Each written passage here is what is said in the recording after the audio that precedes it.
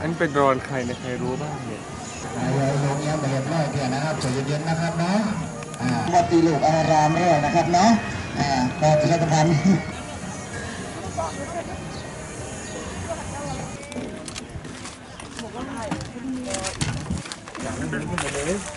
ก็ความเก็บอย่างนั้นก็ข้างนอกกันเล่นแล้วก็เก็บเขาดิ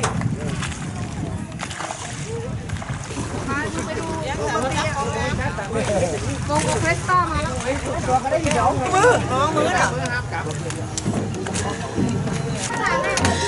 ยืนให้นี่ข้างบนเลยมาลงครับลงบนความรีโฮมละ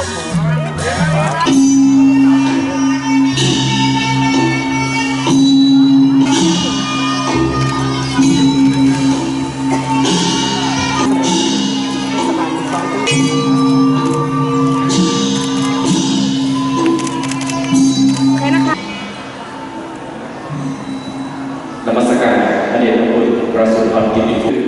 โครงการตามข้อหมายสายลำบัวกิจกรรมวันพยาสายแห่งชีวิตเกี่ยวกับวันสำคัญทางพระพุทธศาสนาวันมาฆบูชาประจำปี2556ของชาติเป็นเชิญประธานในพิธีนะครับโดยรองผู้ว่าราชการจังหวัดพะเยาเป็นประธานในการจากนั้นพิธีกรสงฆ์ก็จะได้อนุโมทนาก็เป็นพิธี